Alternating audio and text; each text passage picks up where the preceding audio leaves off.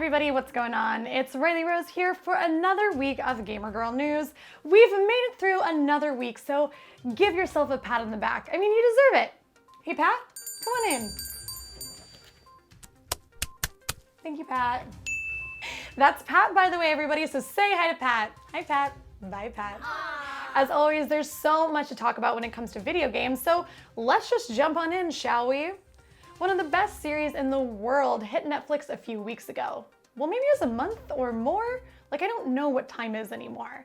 But yes, Avatar: The Last Airbender has hit Netflix streaming sites earlier this year, and fans are rejoicing. If you're like me and you've already watched the series about 3 times, and your roommate is now making fun of you for starting it yet again, there's good news in store.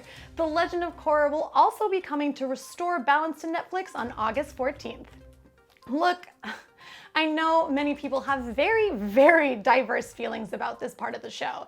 All I can really say is that I really think that you should go into it expecting that it will be different from Avatar: The Last Airbender, like very different. Also, the team behind Korra went through a lot just to get this show made.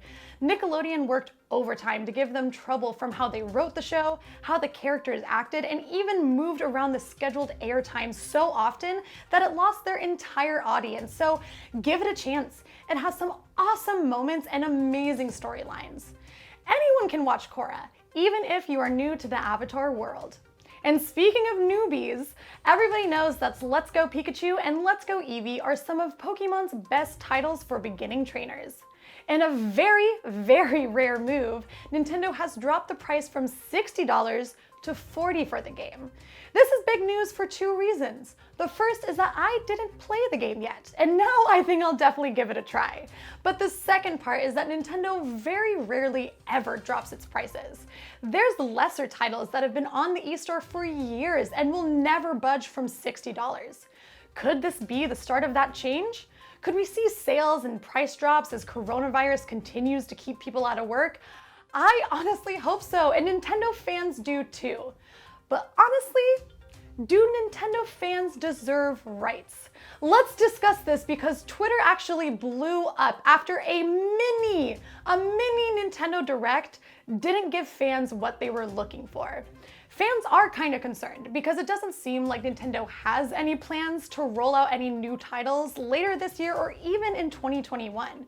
I do get this concern, and I would love to know more about Metroid or the 35th Mario anniversary, but I'm willing to be patient because the world is falling apart.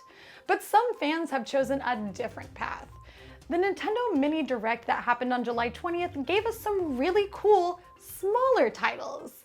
The long-awaited Shin Megami Tensei 5 launches in 2021, and Nocturne is getting an HD remaster for the Switch. There's even a new season pass for Cadence of Hyrule with a great Skull Kid story. Like, honestly, this is not a bad lineup for a random Direct. But Nintendo fans attacked both the creators of the Direct and the creators of the games that were announced. They, for some reason, expected news about Breath of the Wild 2 and Metroid. Like, this is a mini. Why would you even expect that? They even went as far as tanking the Metacritic reviews from other Shin Megami Tensei games. So I'm gonna go with no. Nintendo fans just don't deserve rights, and at this point, I hope we never get new games. I'm just kidding. I really, really, really want the remastered Mario Galaxy. Like, please, please, please, I love you, Nintendo, please. Today is also the second day of Comic-Con. My fellow cosplayers and I are absolutely devastated, but there is some good news coming out of this. Comic-Con has never been more accessible. San Diego Comic-Con is going online, giving nerds around the world a chance to watch one of the biggest but most expensive conventions firsthand. There are less panels to watch than there would be at an actual convention, but there's still so many cool ones to watch. Like tonight, I'll be watching the Bob's Burgers panel at 4 p.m. Pacific time, and then tuning into the Archer panel that is immediately after at 5 p.m. And tomorrow, I have to see the Bill and Ted Face the Music panel at 3 p.m. Like, yes, Keanu will be there. And then I absolutely need to check out the What We Do in the Shadows panel, which will be hosted by Haley Joel Osment at 5 p.m. And you can watch all the panels of your choosing on Comic-Con's YouTube channel and find the full schedule on their website. In other video game news, it looks like Microsoft is making some changes to its old formula. Xbox Live Gold was a subscription service that allowed players to purchase online access. But did you notice how I said was? Well, that's because it's slowly being phased out. Maybe in favor of, I don't know, free online access? The Xbox Live Gold 12-month subscription just disappeared off the Microsoft Store. The 1 month and 3 month options remain, but who knows for how long? Removing a paywall for multiplayer would absolutely make sense, as free-to-play battle royales are growing in popularity. This also seems to be perfectly in line with Microsoft's plan to make gaming incredibly accessible to all of its users, no matter what kind of gaming setup you have. There's also rumors that the existing Xbox Live Gold subscriptions could just be rolled into Xbox Game Pass Ultimate, but that's a lot of rumors and a lot of maybes, so stay tuned with Gaymer Girl News for more information about this story. I couldn't really find a ton of uplifting gaming news this week, but I did find one story that energized my mind a bit. The main person in the story has chosen to remain anonymous, so we're just gonna call her Amanda, okay? So Amanda never played a video game in her life and spent most of her life making content and money on OnlyFans. One of her very dedicated followers, however, bought her a Nintendo Switch, and that opened up a whole new area of revenue. While the pandemic has shut down strip clubs and in-person meetups where Amanda usually made money, now she's actually turning to Animal Crossing to make some serious bells and in real life cash. For $20, you can spend 30 minutes on her island on an Animal Crossing date. You connect through Nintendo Chat and chat, on the date, or you can get on her cam service site and have a private room session. And let me tell y'all, this girl wanted to stay anonymous, but she did not keep it a secret that this is lucrative as hell for her.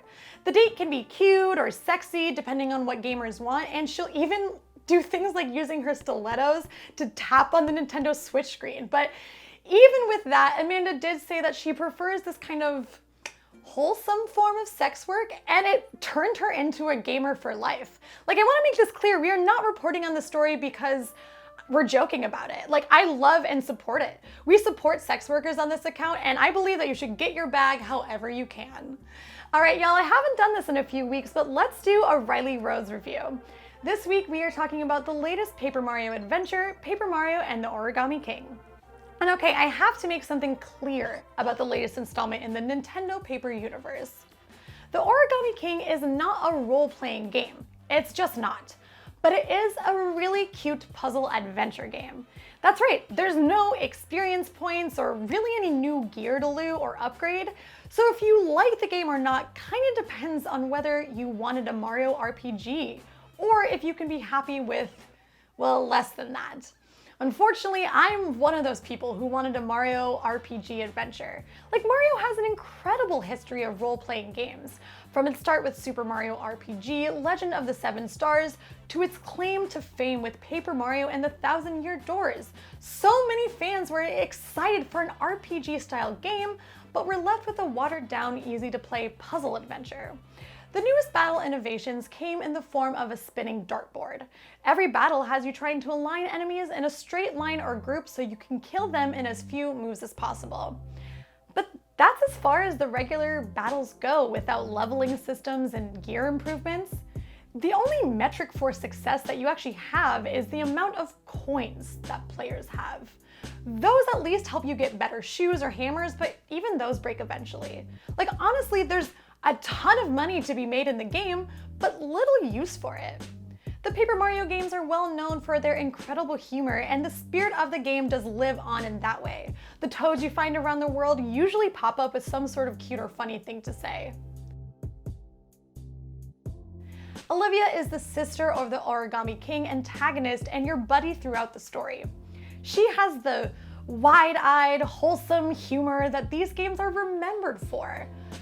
While I wanted to appreciate her and that part of the game, I couldn't really get on board with her character. This isn't her fault. She's adorable. But Nintendo gave her the unfortunate task of holding your hand throughout the first 4 hours of gameplay. Like seriously, I thought the Pokemon games were getting kind of bad, but this game blows it out of the water.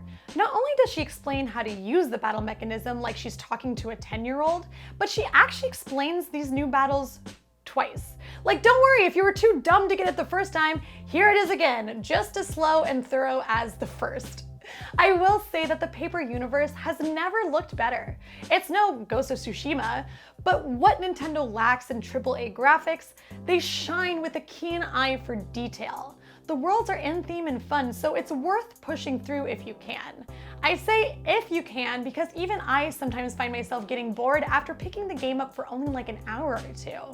I've seen a lot of gamers and reviews talking about how they actually try to skip as many battles as possible. And if so many people are purposely avoiding a game's central mechanic, that's kind of a bad sign. All of this being said, the game can be very relaxing and entertaining to play for audiences who are new to the Paper Mario world.